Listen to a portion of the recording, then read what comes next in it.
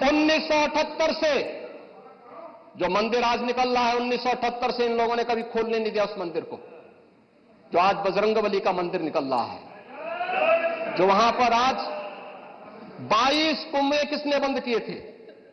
इन 22 कुओं को भी वहां पे बंद किया गया। और वहां का माहौल इतना तनावपूर्ण किसने बनाया था? ये पत्थरबाज कौन थे? एक भी गिरफ्तारी बिना साक्ष्य के नहीं हो रही है। और याद रखना, जिसने पत्थरबाजी की होगी, जिसने माहौल खराब किया होगा, उसमें एक भी बचने वाला भी नहीं है, एक भी नहीं बचेगा। हम माननीय उच्चतम न्यायालय के आदेश का पालन करते हैं, सम्मान भी करते हैं। और क्या संविधान को आप मान रहे हैं? क्या आप लोग संविधान के प्रति सचमुच वचनबद्ध हैं? मैं तो धन्यवाद दूंगा माननीय अध्यक्ष जी को इस बात के लिए कि आज उन्होंने संविधान की मूल प्रति यहां पर दी है।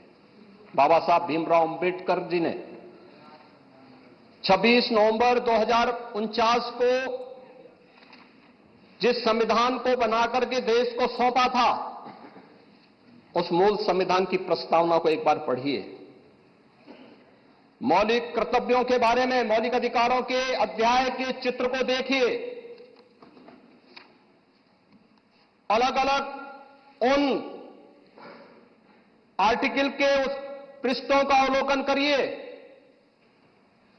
आपको उसमें राम भी नजर आएंगे, कृष्ण भी नजर आएंगे। लंका दहन के उपरांत बजरंगबली भी नजर आएंगे। ज्ञान का उपदेश देने वाले बुद्ध भी नजर आएंगे। भारत की समृद्ध परंपरा का दर्शन आपको उस संविधान में मिलेगा जो बाबा साहब भीमराव अंबेडकर ने दिया था। लेकिन उस मूल संविधान में कहीं भी धर्मनिरपेक्ष या पंथ निरपेक्ष या फिर समाजवाद शब्द नहीं है। और ये आप सबकी आंखों को खोलने वाला होना चाहिए। आप लोग संविधान में बदलाव की बात करते हैं। जिन लोगों ने संविधान का गला घोटा, उनका पिछलग्गू बन करके केवल सत्ता हथियाना चाहते हैं, जनता की आंखों में धूल झोंकना चाहते हैं। ये नहीं हो सकता। ये देश आपको नहीं करने देगा। और वह प्रति आपको दी गई है, आप उसका अवलोकन करिए। और मैं नेता विरोधी दल को इसलिए बोलना चाहता हूं, बुद्ध ने करुणा और मैत्री का संदेश उस कालखंड में दिया था जब विदेशी हमले होने शुरू हो गए थे। लेकिन उससे पहले राम ने कहा था, निस्सरहीन करो मही भुज उठाए प्रण कीन। उससे पहले भगवान कृष्ण ने भी कहा था, परित्राणाय साधूनाम विनाशाय च दुष्कृताम। और हम तो राम और कृष्ण को ही मानते हैं, बुद्ध पर विश्वास करते हैं, उन्हीं को आदर्श मान करके हम लोग कार्य करते हैं। शासन पद्धति एक भी इंच इधर उधर नहीं करते उसके बगैर। और इसीलिए मैं आपसे कहने के लिए आया हूं, संभल की घटना या कुंदरकी की जीत, जैसे ही आपके खटाखट की असलियत सामने आई, जनता ने कहा सपाचट। उपचुनाव में 9 में से 7 तो भारतीय जनता पार्टी और एनडीए गठबंधन जीता है। और यही नहीं, सीसामऊ और करहल, याद करिए 2022 में समाजवादी पार्टी ने करहल में 70,000 से लगभग 67,000 से जीती थी। इस बार वह मात्र 13-14 हजार तक आ गई है। वो भी चच्चू थोड़ा वहां पे कृपा कर लिए, नहीं तो वहां भी सपाचट तय था। अगली बार होगा, अगली बार होगा चच्चू। अरे आप चिंता मत करिए, देख लेना अगली बार। कुछ नहीं रहे, बहुत ज्यादा रहे अगली बार। सीसामऊ में भी बाल बाल बच गए। और इसलिए इस बौखलाहट में कि कुंदरकी में लोगों को अपनी जड़ें याद आने लग गई हैं। अब आपने देखा होगा उन लोगों के वक्तव्य को, डिजिटल मीडिया में थोड़ा अवलोकन करिए और देखिए वहां पे जब लोग वो चिल्ला चिल्ला के बोल रहे हैं कि इन विदेशियों से पिंड छुड़ाना है, क्या बोल रहे हैं लोग, सबको अपनी जड़ें याद आने लग गई हैं। और मुझे लगता है जिस दिन इकबाल महबूब जी को भी अपनी जड़ें याद आएंगी, वह भी फिर यही बात बोलेंगे जो इधर के माननीय सदस्य कह रहे हैं। महोदय, मैं उनसे कहूंगा कि एक बार बाबरनामा का जरूर बाबरनामा को जरूर पढ़ें।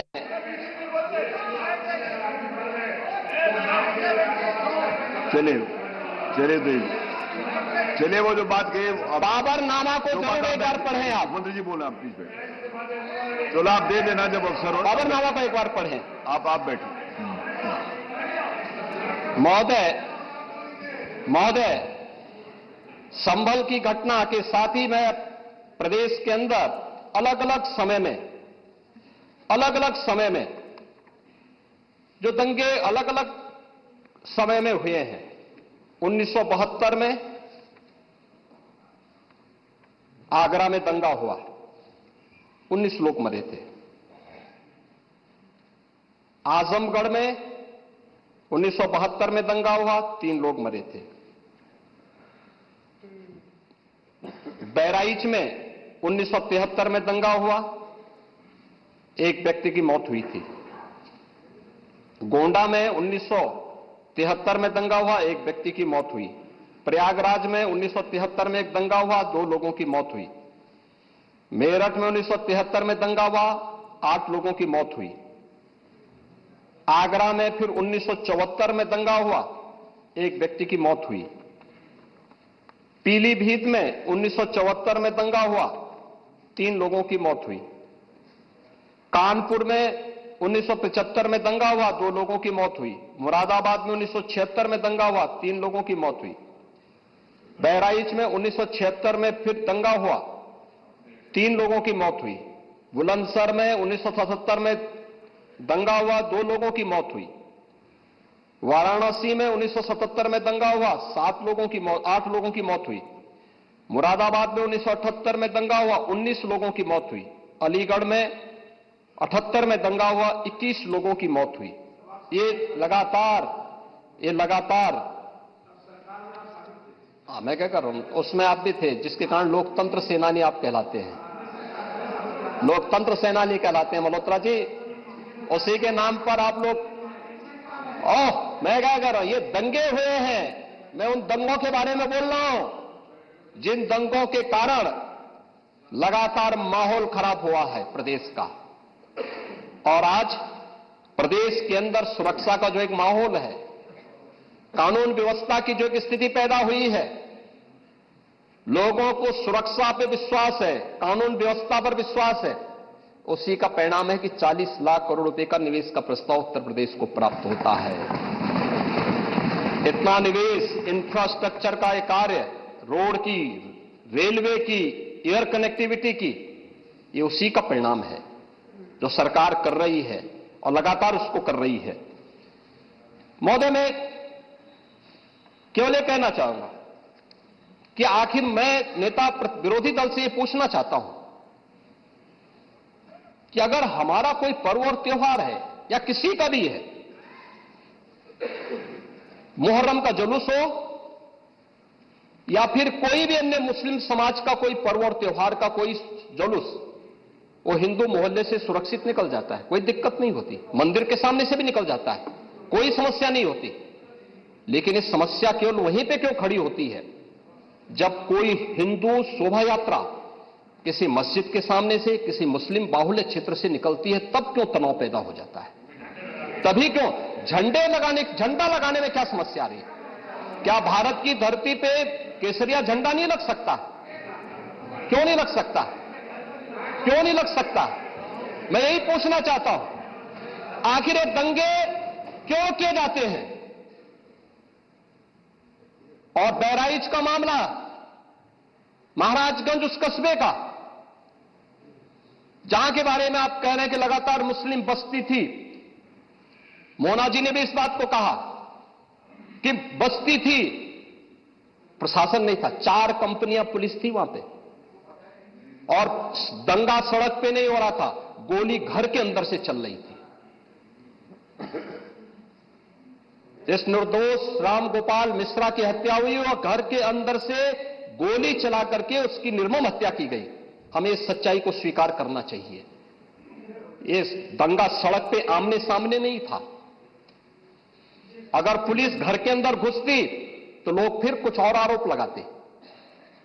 पुलिस ने बचाव करने का अपना प्रयास किया।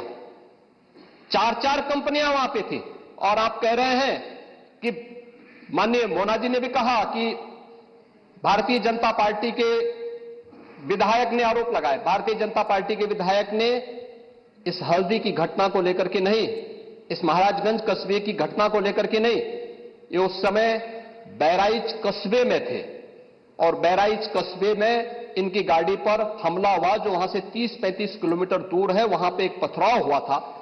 मैंने भी इनको कहा था, मैंने कहा देखो तुम्हारे क्षेत्र में दंगा हुआ है, तुम वहां तत्काल जाओ, लोगों को कंट्रोल करो। लेकिन उसको कैसे तोड़ मरोड़ करके प्रस्तुत किया जा रहा है। इन्होंने जो तहरीर दी वो दूसरे मामले में दी है, उसका इस घटना से कोई लेना देना नहीं, लेकिन उसको किस तरीके से जोड़ करके देखा जा रहा है। एक जिले में दूरी होती है, इसमें बहराइच से आपको भी वहां जाने में समय लगा होगा, और उस दूरी को आपने देखा होगा, तो ये उतनी ही दूरी है। उस घटना को उससे नहीं जोड़ के देखा जा सकता है। लेकिन मैं पूछना चाहता हूं कि हिंदू मोहल्ले से और हिंदू मंदिर के सामने से मुस्लिम जुलूस निकल सकता है, तो मुस्लिम मोहल्ले और मस्जिद के सामने से कोई हिंदू शोभा यात्रा क्यों नहीं निकल सकती? क्यों नहीं निकल सकती? और यहीं पे विवाद शुरू होता है। यानी आप चाहते हैं कि आपके पर्व और त्योहार तो शांतिपूर्ण तरीके से मनाए जाएं। कौन नहीं कहता भी? आपके संबल में थे शिया सुन्नी का भी विवाद हुआ था। 1976 में पूरा विवाद तो शिया सुन्नी का था।